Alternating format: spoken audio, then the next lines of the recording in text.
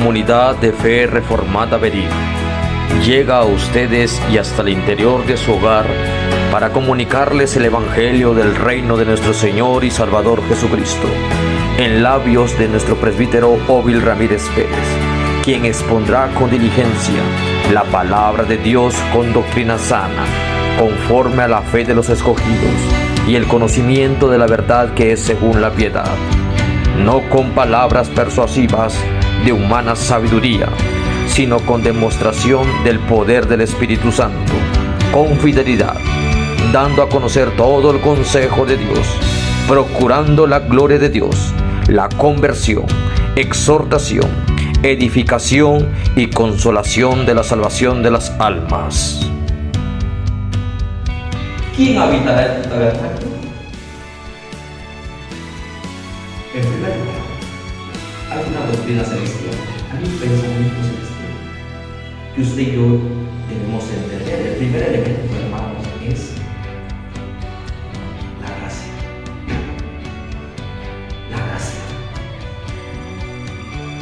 Porque si nosotros, Dios nos adoptó para estar en su templo, para estar en su mundo, porque la cruz de Cristo nos adoptó nuevamente en su mundo, en su creación, no solamente para el templo, sino en su creación. La adopción. Pero esta gracia no significa, bueno, ya no hay mentiras. Abraham se gozó de esa adopción, tuvo fe, tuvo convicción, dijo: yo voy a estar bajo la regla de Dios. Esa es su segunda doctrina celestial. El segundo es estar bajo su regla, que Él es un Dios de pactos, es un Dios que está en sociedad, en comunión con su pueblo, y tiene que haber leyes legítimas de cómo Él quiere ser adorado. Por eso cosas muy importantes, lo que creemos acerca de Dios, y cuando creemos acerca de Dios nos lleva a un segundo incentivo, es qué hacer a favor de Dios. Es lo que le llamamos la norma escritural y nuestra norma práctica, que es las escrituras, que es la regla de fe, intelecto, conocimiento. Si tenemos conocimiento de Dios bajo la gracia, mayor demanda es de la evidencia. Mayor conocimiento que tengamos de Dios, mayor excelencia. Pero no hablemos del pietismo, mientras que más conocemos de Dios, pero no cumplimos con esta perspectiva holística de la vida. Es la palabra de Dios. ¿Quién habitará? Me encanta cuando dice Jehová, hace el pueblo una acta constitutiva. Primer punto, el prólogo: yo soy Jehová, yo soy Jehová. Conéctate con nosotros. Conéctate con nosotros.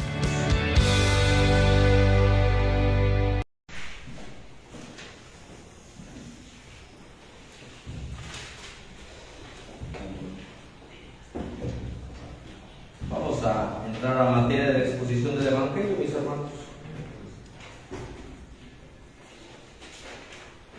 Oremos. Dios, Espíritu Santo, honramos tu nombre, oh Dios, a través de los cantos, porque revelan, Señor, tu majestad, revelan, Padre, las manifestaciones de tu palabra, porque tú eres un Dios que se complace con aquellos que te aman de corazón, y a ellos siempre darás a conocer tu pacto. Gracias porque estamos conscientes de esta promesa: donde dos o tres se congregan, tú estás presente entre vosotros. Señor, en este momento estamos delante de tu majestad, delante de esta autoridad investida del cielo, infalible, que no falla, y nosotros podemos tergiversar cada palabra tuya. Líbrame, oh Señor, líbrame de tergiversar tus santos mandamientos. Y Señor, usa a tu siervo como usaste a los profetas del Antiguo Testamento, con carácter, con autoridad, y sobre todo, Señor, con ese espíritu de exhortar siempre a tu pueblo a reverenciar tu nombre y consolarlos en esa promesa de tu segunda venida. Deleítate, oh pueblo, a través de esta meditación, en el nombre de Jesús oramos. Amén. Amén. Salmos capítulo 15. Salmos capítulo 15, del 1 al 5.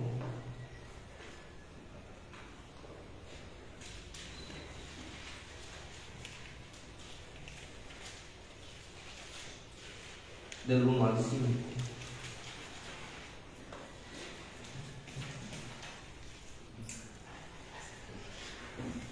El tema que voy a considerar, mis hermanos, es un verdadero adorador.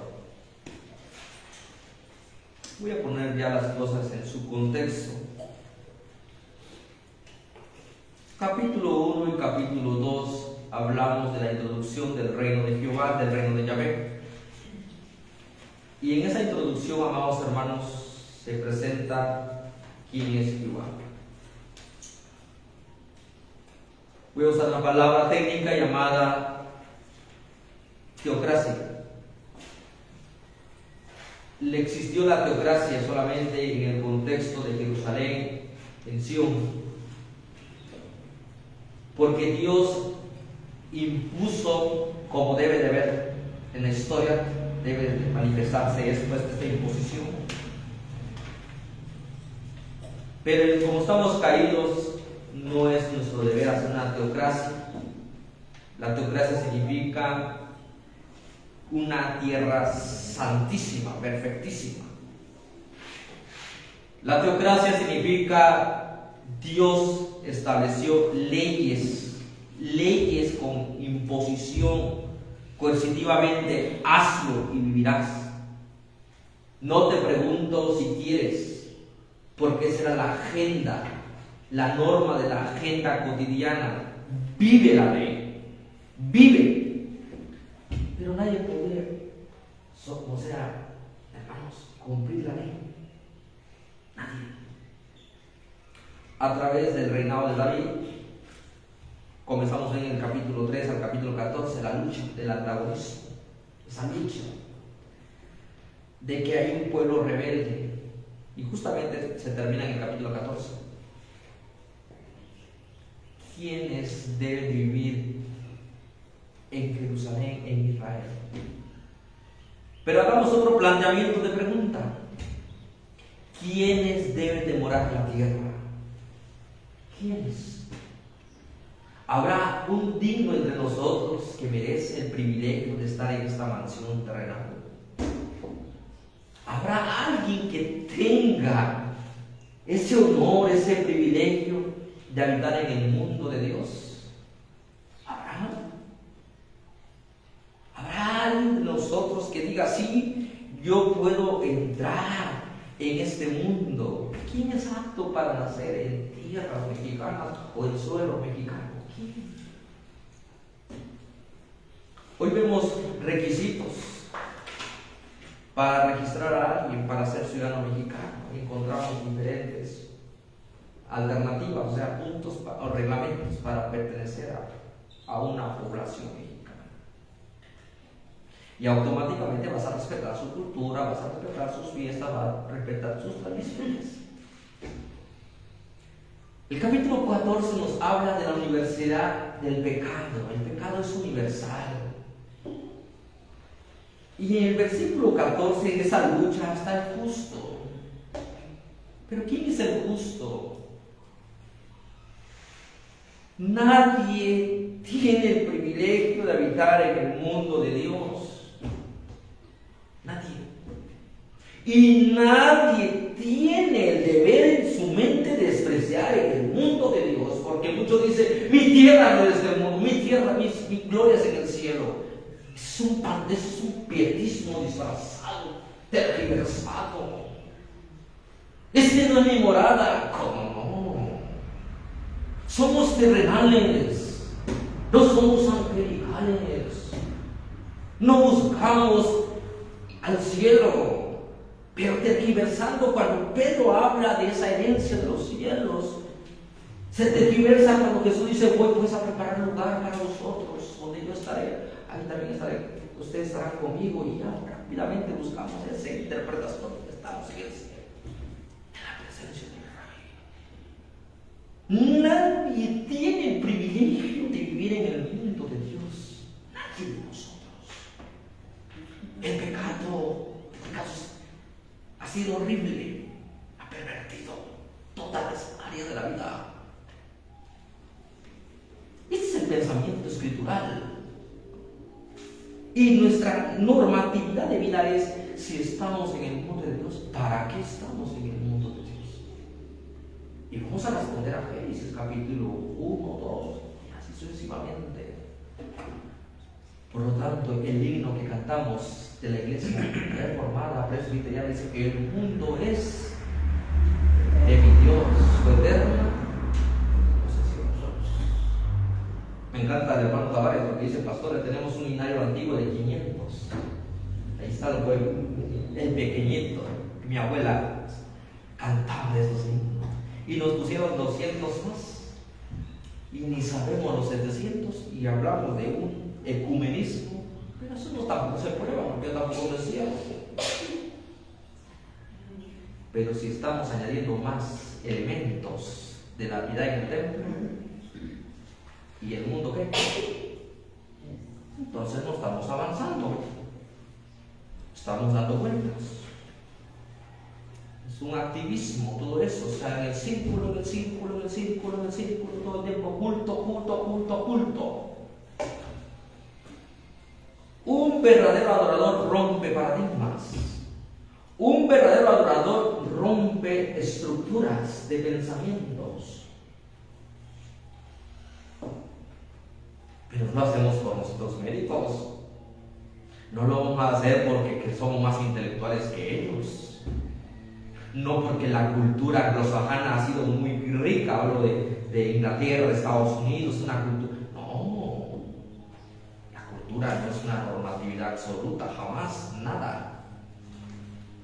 Todas las culturas, pero la cultura israelita en ese contexto teocrático era una cultura única, como dice Pablo a los romanos. A ustedes le entregaron la forma de vida, la estructura de desarrollar ciencia, y no lo hicieron en su responsabilidad, porque mi pueblo pereció por falta de emoción.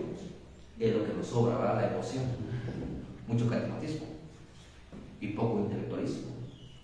Debe haber un equilibrio, debe haber algo, una mediación, porque somos seres emocionales también, hermanos. O alguien puede decir: no, soy de piedra. Ahora, pasamos a un tabernáculo, un diseño no humano. Aquí encontramos las reglas absolutas de Dios, las reglas que Dios puso, los cimientos, las estructuras no serán jamás destruidas, están siendo dañadas. Y hoy vemos los templos. Muchos se defienden el luteranismo. El luteranismo es que todo es permitido en el templo. Pero no damos cuenta de la gravedad y justificamos. Queremos tapar el dedo con un sol, o sea, tapar. Y sí, hay que darle méritos a las tradiciones. ¿Quién habitará en tu tabernáculo? ¿Quién dio las medidas del tabernáculo? ¿Y para qué la dio? Si en cada casa, en cada institución, en la medicina, en los bancos, en la educación, en las escuelas, en las iglesias, hay hábitos cotidianos, el civismo. ¿Quién habitará en tu tabernáculo? ¿Quién habitará en tus atrios? La regla la pongo yo, dice Jehová, no tú. No tú la vas a poner. Yo aquí tengo la autoridad, dice el Señor, desde la altura, desde el trono, la primera proposición ya antes explicado. Jehová rige desde el trono. Pero así como hay un rey, hay una ley del rey. Súbditos, sométanse. Este es un tabernáculo, hermanos, diseñado humanamente, pero bajo una perspectiva de un diseño, un prototipo antes ya visto en las Escrituras. Dios diseñó el arca de Noé, el tabernáculo, el templo. Ahí están los principios absolutos, porque la vida es totalmente en el pacto, hermanos. Vivir en el pacto, vivir. Pero ¿quién habitará en tu tabernáculo? Cuando llegué a Yautepec en 2013, 2014, estando en la iglesia, pastor, vamos a poner la pantalla para ver México y Brasil el domingo a las 11. Estaba jugando, se estaban volando. ¿Qué? ¿Vamos a meter eso? Después de todo, pastor, y todos con su celular, ¿cómo va México? ¿Cuánto va? Ya no va ganando, ya empataron.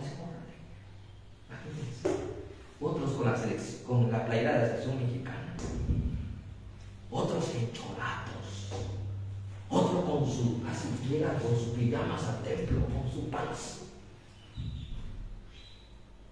San Pablo no tiene un templo muy formal, pero hay que ver dignidad, respeto.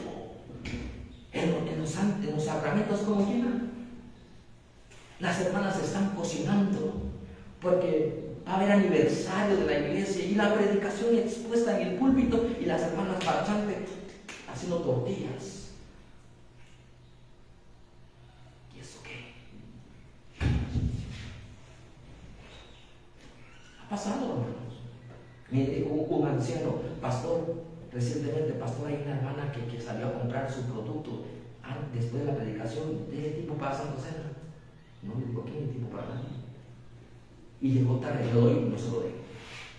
No se lo dé. No podemos pisotear el santuario del Señor. No. Debemos todos ser privilegiados, hermanos. ¿Quién habitará en tu tabernáculo? ¿Quién habitará en tu tabernáculo?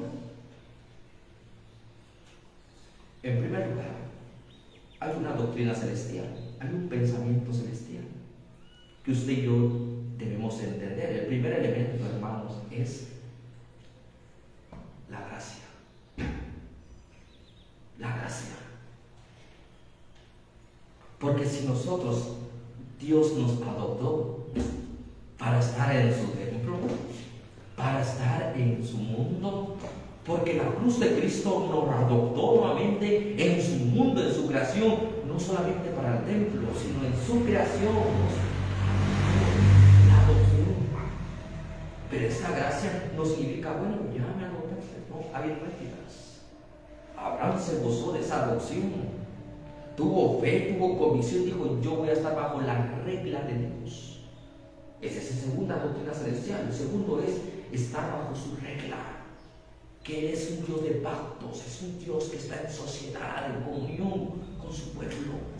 Y tiene que haber leyes legítimas de cómo Él quiere ser adorado. Por eso dos cosas muy importantes es lo que creemos acerca de Dios. Y cuando creemos acerca de Dios nos lleva a un segundo incentivo, es qué hacer a favor de Dios. Es lo que le llamamos la norma escritural y nuestra norma práctica. Que las escrituras es la regla de fe, intelecto, conocimiento. Si tenemos conocimiento de Dios bajo la gracia, mayor demanda es de las vivencias. ¿Sí me está entendiendo?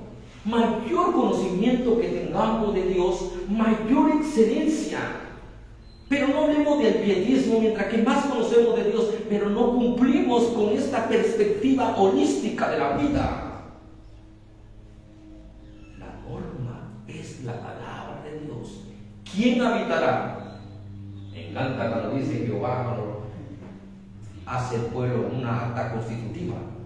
Primer punto, el prólogo. Yo soy Jehová, yo soy Jehová, tu Dios, que te saqué de la tierra de Egipto. 2, no tendrás dioses. Respeta.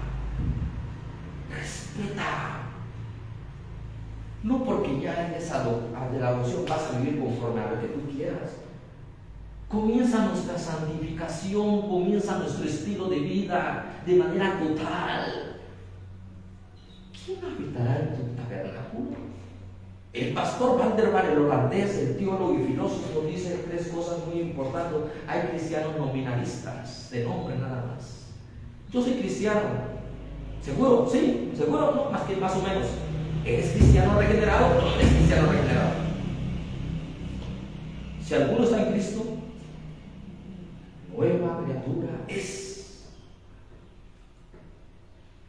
¿Eres cristiano? Nominalistas. No hay regeneración. 2. Cristianos pielistas, egocéntricos, individualistas. No quieren meterse con los asuntos de la demanda del reino. Huyen. Diseñan esto. El mundo solamente es el templo, nuestra fe, nuestra regeneración, nuestra santificación. No lo han comprendido. Y el tercero nos lleva a otra característica. Somos escapistas, que va implícitamente. Escapista es, no, yo no voy a meter, no, déjalo. Y aquí está la demanda de un verdadero adorador.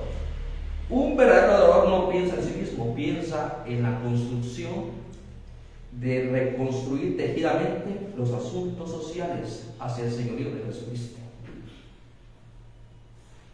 ¿Amarás a tu prójimo? ¿Amas a tu prójimo? ¿Quién habitará en tu tabernáculo? El clima de nuestra adoración. Todo lo que hacemos en el mundo de Dios, ¿cómo lo vamos a presentar delante de su palacio? ¿Cómo? Les mencionaba que el número 1 es su misericordia, su gracia en nosotros. El segundo es que nos dio leyes. Es que la ley del Antiguo Testamento ya quedó derogada, caducada. Y eso es lo que enseña hoy el fundamentalismo, el escolasticismo y el pietismo. Puras prédicas del Nuevo Testamento, Mateo, Marcos, Lucas, Hechos, Romanos. Y han dicho, el mejor libro doctrinal es Romanos. Le faltas el respeto a la totalidad de las Escrituras, a su organicidad, a su espíritu orgánico. El libro más bíblico incluso es Apocalipsis, porque cita todo Levítico. ¿Cómo es posible? La ley fue abrogada por Cristo en la cruz. La ley fue cumplida por Cristo, pero resustituyó la ley porque Él es el autor de la ley. No puede despreciar su ley, pero hay que entenderlo correctamente. Entonces, ese segundo punto, hermanos, es vivir la ley del pacto. Toda la escritura es inspirada. Y cuando Pablo le dice al joven Timoteo y le dice a las iglesias, todas las escrituras ¿qué escritura estaba hablando? ¿Del Nuevo Testamento que aún se estaba terminando? No, todo el Antiguo Testamento, a fin de que el hombre esté preparado para todo acto, hecho, obra, adoración santa a Dios. Vamos con el tercero, hermanos. Reconocer que hay hijos bastardos entre nosotros. No somos donatistas, no somos cuaqueros, no somos novacianos. ¿Por qué estos nombres? Porque figuraron en el siglo IV. No somos anabautistas.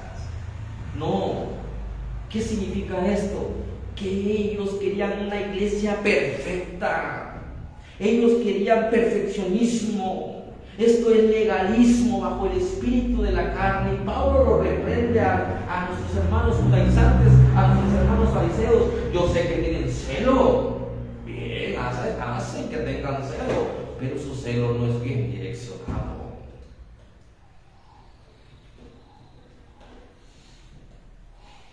Hay que entender que la iglesia está santificándose y usted y yo somos parte de ella. Usted puede identificar, guarde silencio nada más, no haga murmuraciones, no hable mal de su prójimo. Por sus hechos, por sus frutos, los conoceréis.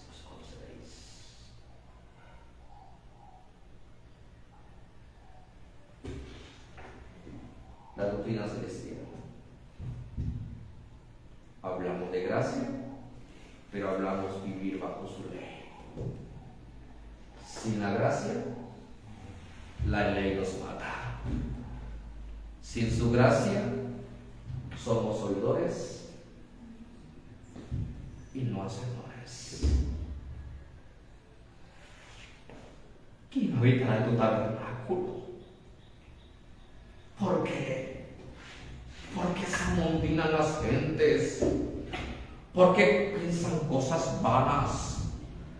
Porque hay pleitos, contiendas, divisiones. ¿Por qué? ¿Qué ha pasado?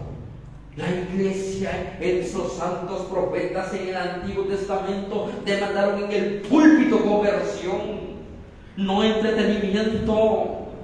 Demandaron justicia. ¿Qué pide Jehová de Dios de ti? ¿Qué pide? ¿Qué pide Jehová de nosotros? Esto no lo podemos nosotros quitar porque llegará el remanente, y esto es lo que clamaba Juan el Bautista. Ya el hacha ya está puesta. Árbol que no dé frutos, no lo cortes tú. No, son los oficiales. Y decía el pastor Juan Calvino en su comentario: muchas demandas hay. Es cierto que toleramos injusticias. Es cierto que toleramos algunas cosas por mantener la iglesia, pero la mayor responsabilidad, y deben de reconocerlo, son los oficiales de la iglesia. Ellos son los inmediatos responsables cuando se manifiesta una de las marcas de la iglesia verdadera, que es la disciplina eclesiástica.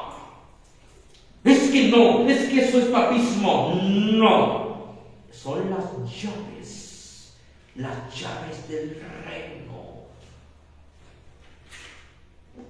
¿Quién es el pastor para que me dé baja de la lista? ¿Por qué me tengo que allanar al pastor? ¿Por qué me tengo que confesar? Sigan escuchando ideologías extrañas. Sigan con otras personas que están influyendo en su tergiversar la doctrina. Sigan. Gálatas insensatos. Si permite su mano en la casa del Señor, entrarán muchos males. Si tú le das a tu hijo que llegue a las 12 de la noche, si tú permites que tu esposo te dé una cachetada en la cara, luego me platicas qué va a pasar. Luego me cuentas qué va a suceder.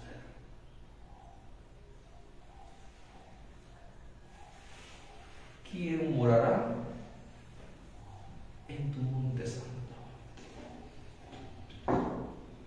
La tierra santa, teocráticamente. Por lo tanto, los apóstoles respetan el tenor, pero ya no es una ciudad santa, porque santa es la creación. Hasta decimos Semana Santa, ¿verdad? El dualismo, solsticismo. Semana Santa, cuando todos los días son santos al Señor. Pero los días son santos porque Él es el Creador.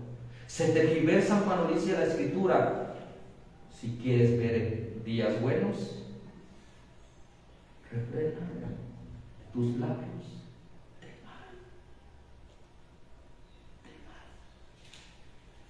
Busca el bien, sigue la paz.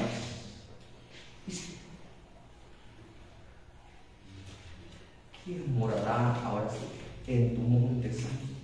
Habla de todo lo conllevante de ese templo de Jerusalén, donde se escapaba David cuando iba a Saúl contra él, o escapaba a los montes. Y lo dice en el capítulo 11, si ustedes quieren nuevamente ver el contexto. ¿Cómo le dices a mi alma que escape al monte o al ave, que ande huyendo, huyendo, huyendo. Es el tiempo de confrontar. Porque a veces hay palabras que desvían el llamado de nuestra realidad cristiana. Es menester a veces huir y ese menester de confrontar. ¿Cómo le vas a decir mi alma siempre si la elección de Dios es firme? Porque Él conoce a los que son suyos. Todos los montes no eran de Saúl, ni de Absalón, ni de alguien que quiera atribuirse un pedazo de fracción de la tierra. De Jehová es la tierra y su plenitud. ¿Quién morará? Ahora comienzan las directrices. Comienzan 3 conceptos básicos que encierran la totalidad, porque después habla de los juicios. 3 conceptos básicos. El que anda, número 1, en integridad. ¿Quién es apto para entrar en el reino del cielo? En el sentido correcto, en el reino de los cielos, porque apuntaba a Jesús. De cierto te digo, que los que nacen de la carne, carne son, y los que nacen del Espíritu, Espíritu son. Manifiestas son las obras de la carne, como manifiestas son las obras del Espíritu. Ahora, el que anda en integridad, es que yo tengo principios, ¿te ha dicho? ¿Seguro? Es que hay principios totales, universantes. Es que hay principios religiosos. Principios no religiosos, no hay una distinción entre lo sagrado y lo espiritual, jamás. Ahora, nosotros queremos ser íntegros. ¿Quién nos levanta la mano de ser íntegros? Están los filántropos, ¿verdad?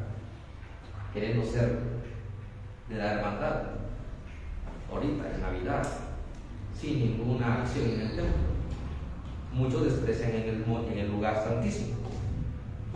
Si mira el templo que van puros hipócritas, yo ni fumo, ni tomo, ni bailo. Incluso se meten inyecciones moralistas, que con eso ya es suficiente para calmar la furia de Dios, la ira de Dios. El que anda en integridad,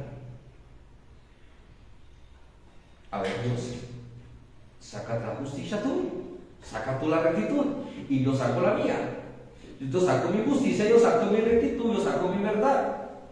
Hermanos, quedamos totalmente, si cotejamos ambas, quedamos totalmente desnudos, desamparados, bastardos. Por lo tanto, el que anda en integridad habla de una reflexión en el Espíritu Santo. Porque Él quiere agradar al Padre, y yo quiero agradarlo con todo mi ser. El que anda en integridad, en reverencia a la santa piedad. La santa piedad, que la piedad es el reconocimiento de que Él es el Dios de la fuente de todos los bienes. Y uno de los bienes es la justicia, que dice en el versículo 2, y haz el que anda. Su perspectiva de vida es honrar al Padre, honrar al Hijo y honrar al Espíritu Santo. Pero ¿quieres honrar al Padre y no honrar al Hijo? ¿Cómo es posible? Entonces esto no tiene sentido. Quieres honrar al Espíritu Santo, pero no quieres honrarlo a través de su ley, que de Jesús. ¿Qué Espíritu Santo? Oye, según lo que eres el Espíritu Santo, porque no están separados, no están unidos en su esencia, en su funcionamiento, están actuando. El que anda, el que camina, el que vive cotidianamente en esta integridad, en estos cristianos serios, íntegros, que han entendido a través de la iluminación del Espíritu Santo en vivir en novedad de vida, en integridad. ¿Y cuando nosotros conceptualicemos esto, honrar a Jehová en todo, que habla de bienes, habla de relaciones sociales, todo es un comportamiento ético. Que hasta ahí llega mi palabra ético, porque ética es una sustitución de santidad. Es una sustitución de santidad. Porque el hombre es ético, sí. Hablemos de éticos de los filipinos, la ética de los mexicanos, la ética de los centroamericanos, y va a ver qué ética se va a ajustar a su realidad de ellos. Pero ¿cuál es el parámetro? El que anda en integridad, pues le decía, presenten ustedes sus parámetros, sus argumentos ante el Señor y diga, Señor, este es el mío más correcto. El que camina en integridad, en rectitud, en honradez, está honrando al Señor en todo. Teme a Jehová y guarda sus mandamientos, témelo, reverencia. Y también tenle miedo al Señor cuando estás distorsionando los firmamentos, los fundamentos. Explicado en el capítulo 11, versículo 3. Si fueren destruidos los fundamentos del templo, que ha de ser el justo, guarda silencio. Cuando tu pastor se está equivocando, no puedes confrontar, pero confróntalo con las escrituras. No lo confrontes a través de tus deseos del corazón perverso. Confróntalo, porque puede ser que esa palabra tuya sea una palabra que quiera destruirlo emocionalmente, porque si es válido eso también, eso, hermano. ¿Qué espíritu te acercas? Si ves la mayoría de tu hermano, no, es que no me quiero meter con él porque él tiene su carácter, él tiene su carácter. ¿Dónde quedó el carácter de la obra de la conversión del Espíritu Santo? El que anda, el que hace justicia al prójimo, no solamente al prójimo, a todas las estructuras cuando están dañadas, están manchadas. El adorador no solamente piensa en justicia de bien trajeado, porque es una justicia totalmente externa, sin el avivamiento del Espíritu Santo. Usted puede venir bien trajeado como nosotros, hermano. Usted puede venir con estos elementos del culto. Usted puede cumplir todas las, pero lejos está el espíritu de santificación. Lejos. Y ahí que yo digo, hay pietismo también. Reconozcamos que hay hermanos pietistas, pero por asuntos oficiales no le han dado esta dirección. Pero hay hermanos piadosos con el siglo V al siglo XV, hermanos que quisieron honrar al Señor y lo hicieron en la vida práctica, temieron a Jehová. He ahí los sacerdotes que profanaron el día santo de Jehová y hacen justicia. Pero a veces nos llamamos activismos de esta parte, políticos. Le llamamos, ¿por qué? Porque queremos verlo todo de un disfrace, de una piedad totalmente extraña. Pero también hazlo correctamente, no lo hagas con la fuerza de tu carne, no lo hagas con tu espíritu humano caído, pervertido. Hazlo de manera como lo hicieron los reformadores, proclamaron la justicia. Lutero no se levantó el día de mañana, hermanos, para clamar los 95 tesis.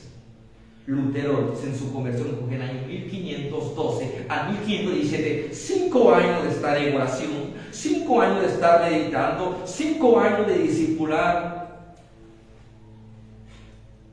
y su justicia. ¿Hubo estragos? Pues por supuesto hubo estragos, pero era necesario. Pero es como aquellos del Sanedrín, cuando miran el escándalo de Jesús, es mejor que uno muera y que no muera todo el pueblo. El Señor usando a ellos. Es necesario que uno muera para redimir a un pueblo de pacto. Hace justicia. Bienaventurados los que tienen hambre y sed de justicia, porque ellos serán llamados hijos de Dios. El tercer punto, hermanos, que está en el versículo 2, habla, y habla verdad en su corazón, y la verdad os hará. Reprende al hermano que está enseñando cosas. Ay, pastor, pero son doctrinas unidas que no nos separan. No, eso es tolerar, y ser tolerable es parte de ello, pero no todo el tiempo. Es que para el hermano es malo el vino. Sí, enséñale, toléralo. Porque puede ser una piedra de tropieza. Usted puede ser tropiezo, pero hazlo con amor. Si para el hermano lo ve así, a mí qué me importa. Esa es su perspectiva. No, ten cuidado. Cristo murió también por él. Cristo dio su vida por él. Considera todas estas cosas. No seas terco, necio. Sé sabio en la opinión, sobre todo en la perspectiva de Dios. Ahí dice Proverbios, no seas sabio en tu propia opinión, sino teme a Jehová y apártate del mal y haz el bien. A la verdad en su corazón. No hagas cosas ilícitas. Cuando digas algo en contra de la verdad, debes sentir un pesar en tu corazón. Debes lágrimas. Has tergiversado la verdad absoluta. Habla verdad a tu prójimo. Dile lo que hay en tu corazón. Expresa tu molestia. No guardes silencio, no calles. Habla con él. Hermanos, si alguno puede sorprender en alguna falta, vosotros que sois espirituales, hazlo con espíritu de mansedumbre, para que tú también no seas tentado. No, hermano, no, me evito problemas. Escapismo, huyendo. No se cierra, no se terminan bien las relaciones cuando no hay estos elementos. Habla verdad en su corazón. Somos miserables porque a veces agachamos la mirada. Vamos a continuar en el versículo 3, 4 y 5. Aquí comienzan los vicios del hombre. Aquí comienzan las acciones habituales. El que no calumnia con su lengua. No difames a tu hermano. No lo hagas. No lo hagas.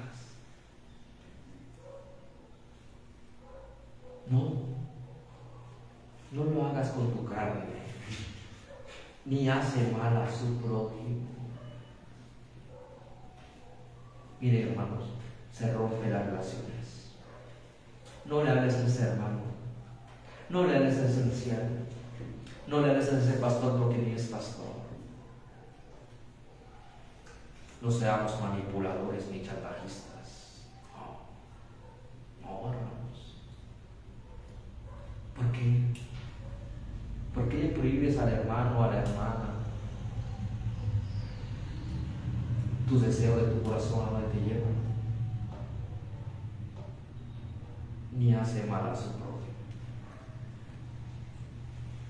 ni admite reproche alguno contra tu vecino. Ojo, mucho cuidado con nuestros vecinos. No seas grosero. Si te maldice, guarda silencio. Bendícelo. No hagas algo porque la carne es carne, hermano. Imagínense, son vicios nada más. No es un código, no es un código de esto sí, esto no, solamente nos está hablando de todo esta perspectiva holística, en que no cuida tu lengua. No hagas mal a tu prójimo, no llegues a inyectar algo que pueda destruir a tu hermano, difamarlo. Ahí estás devaluando la imagen de ese ser humano.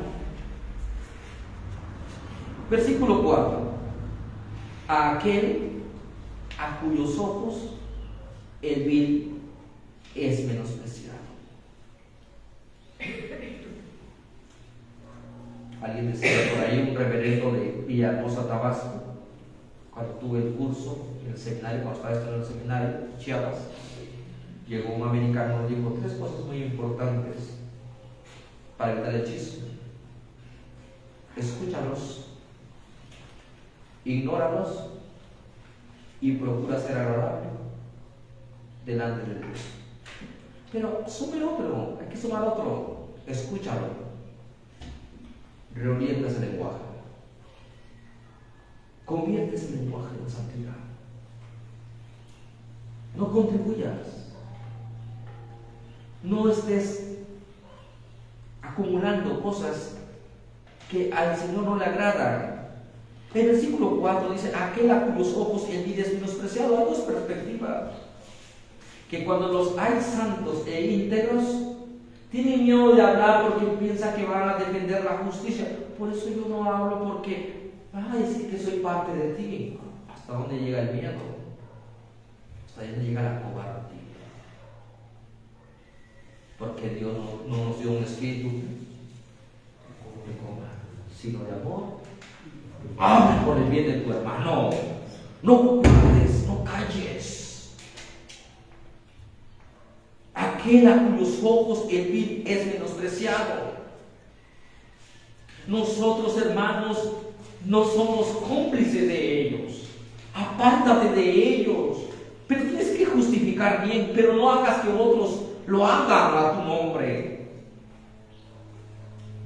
Aquí dice: aquel a cuyos ojos el vil, el malo, es menospreciado. Nosotros despreciamos los asuntos de su corazón, pero amamos al prójimo. ¿O no lo amamos? Nosotros. Porque ya antes la Escritura lo ha dicho, lo ha indicado varias veces en el mismo Salmos, que Dios ama solamente a los justos y detestas a aquellos que tergiversan la ley. Al malo, el malo no habitará.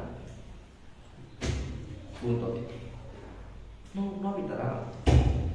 Por eso en el culto del pacto, este es un culto de pacto, no es un culto de evangelismo, no es un culto de niños, no es un culto de damas, no es un culto de hombres. Este es el culto del pacto, donde los hijos del pacto vienen y entienden la ley bajo el Espíritu de Cristo y actúan bajo el Espíritu de Cristo en toda la estabilidad.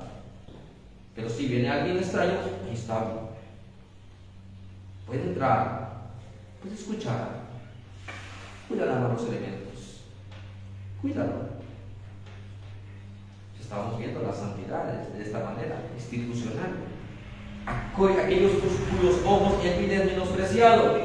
Si viene una prostituta al templo, si viene un adúltero, si viene un fornicario, si viene a un, como dice Apocalipsis, los malhechores no heredarán.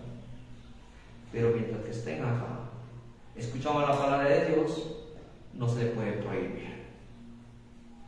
Pero el culto es carácter pactual.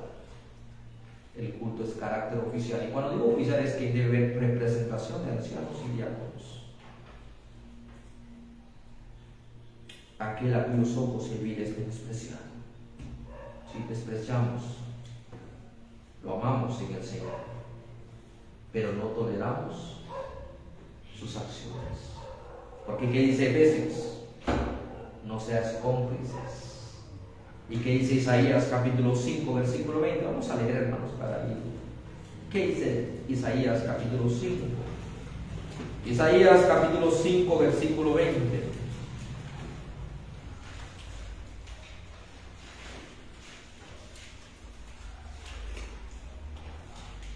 Es un texto conocido. ¿Qué dice la palabra del Señor? Ay de los que a lo malo dicen bueno y a lo bueno malo, que hacen de la luz tinieblas y de las tinieblas luz, que ponen lo amargo por dulce y lo dulce por amargo. ¿Quién es tu amigo? ¿Qué define tu amigo? ¿Te está edificando tu amigo? ¿Te está, un pagano? Una persona que apenas se metió al Evangelio va a condicionarte? ¿Qué vas a hacer por ellos? Que te está desviando tu futura novia. ¿Hacia dónde te va a llevar? ¿Hacia dónde te va a conducir? Pastores, que ya no hay, ni en la iglesia hay jovencitas cristianas. Ya no hay, buscan el mundo. ¿Qué vamos a hacer nosotros, hermanos? Aquí vemos cómo habla las Escrituras. El versículo 4, aquel a cuyos ojos el bien es menospreciado. Y lo dice anteriormente en el capítulo 12, si están ahí en su Biblia. Dice, versículo 8, versículo 7, tú, Jehová, guardarás de esta generación, los preservarás para siempre, porque andan ambulando los malos cuando la vileza, y todavía le aplaudes, le das reconocimiento, el anciano, el pastor, el diácono, o las autoridades estatales, federales, locales, cualquier cuerpo institucional, dice, wow, a lo malo le llaman bueno, y a lo bueno, ahí está su ética de ellos, ahí está su construcción del deber cultural. Y nosotros a veces inconscientemente estamos siendo incluidos por los paganos. No, hermanos. Un verdadero adorador es que sabe identificar los frutos de la carne, pero honra a los que temen a Jehová. Nosotros siempre vamos a bloquear la santidad de Dios en la vida de los hermanos, pero también vamos a denunciar sus actos. Pero honra a los que temen a Jehová. Jehová no se desprecia a aquellos. Honra a los que temen a Jehová. Les da su lugar. Y Jesús se sintió, hermanos, el varón justo, el perfecto varón que entró en el tabernáculo terrenal, pero trascendió a los celestiales. Ese es el varón justo. Ese es el modelo. Ese es el paradigma. Ahí está el autor de todo lo que hoy estamos nosotros mencionando. Honra a los que temen a Jehová. Dios honró a su Hijo, pero también Dios maldijo a su Hijo. Maldito el Cordero que fue colgado, que ahí sepultó la ley, que ahí él mismo debilitó a la ley con esa fuerza ponderante hacia su pueblo del pacto. Ahí Jesús triunfó, ahí Jesús fue honrado cuando él dijo, consumado es. Ahí está la iglesia del Señor. Ahí están los moralistas del Señor, nosotros, hermanos. Ahí estamos hablando de la ética, de la revelación especial, porque nuestra fuente es esto. Nuestra ética no es general de la razón humana por sí misma que está pecaminosa. Hay cosas buenas, hay cosas malas, pero tienen que ser evaluadas. Y aquí está el Cordero, pero honra a los que temen a Jehová, a los que aman sus mandamientos. Y sigue diciendo, el que aún jurando en daño suyo, ¿qué dice? No por eso cambia. Sí, ok. La experiencia me dice que debo tener cuidado también, porque dice, maldito el hombre que confía en el hombre. Yo aquí hago una excepción, porque Lutero hizo juramentos, y ese juramento es quedar en celibato. ¿Y qué pasó con Lutero? Traicionaste, sí. Era un juramento que ahora ha sido esclarecido. ¿Por qué? Porque le dio sentido y fue consciente de esa aberración, en ese pecado. Pero es que juraste. Sí. Pero le di dirección a este juramento. Y le puso el sello a la Iglesia Católica, casándose con Catalina Mongolia, la alemana. Ahí está. Hay hermanos que dicen, pastor, yo soy comerciante. Pero fíjense que en el mercado, en el producto del mercado, no está esa cantidad. O sea, yo ya me vine, ya perdí. ¿Qué hago? Dos cosas. No pasa nada. Respeta y el Señor va a proveer. Respeta tu juramento. Y segundo es, Dios considera tu petición. Puedes darle sentido. Ni una inflación alta, ni tampoco miserable. Precios justos.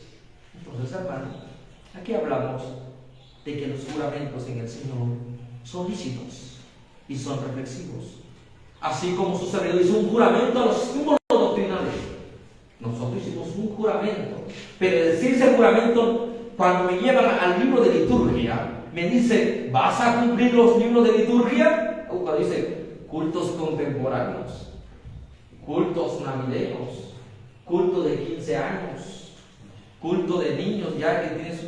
Entonces, el Señor hizo un juramento a un libro, pero hay que darle dirección. Porque hay juramentos que no han sido analizados correctamente. Por lo tanto, dice la Biblia, que tú sí seas así y que tú no seas no. Pero también con esta meditación, pero el último versículo, mis hermanos, para terminar, dice, quien su dinero no dio para sus usos. Eso sí es algo terrible, hermanos. Podemos entrar en muchas materias acá, hermanos, puedo yo hacer estas cuestiones de dinero, etcétera. Vamos, entiende, es amplio, pero aquí el énfasis es aquel que está aplastando al prójimo, aquel que está alterando a una familia, aquel que está haciendo cosas ya terribles, porque recuerden que el capitalismo salió de Juan Calvino, el producto de la reforma. Ahora, quien su dinero no dio, no dio para denigrar, para explotar a su prójimo. Ni contra el inocente. Ahí están, hermanos, las condiciones perversas del hombre. Si vas a la iglesia, voy a dar este contexto, ya no vas a ser mi amigo. Si cambia, nosotros comenzamos, ni contra el inocente admitió un soborno. No dañes al justo, no dañes a tu prójimo. El que hace estas cosas no resbalará jamás. ¿Hemos tropezado o no hemos tropezado con la piedra de Sion? ¿Alguien puede levantar la mano? ¿No ha ofendido a su prójimo? ¿Alguien ha hecho estragos? Miserables somos. Espíritu Santo, dirige mi vida. Pero que no sean hábitos. Ya no forniquen, ya no adulteren, ya no hagan cosas. Pero dice el apóstol, el que hace de estas cosas, el que vive de estas cosas, algo terrible, el que vive de estas cosas, el que ya es una patología terrible. Horrenda cosa es caer, hermanos.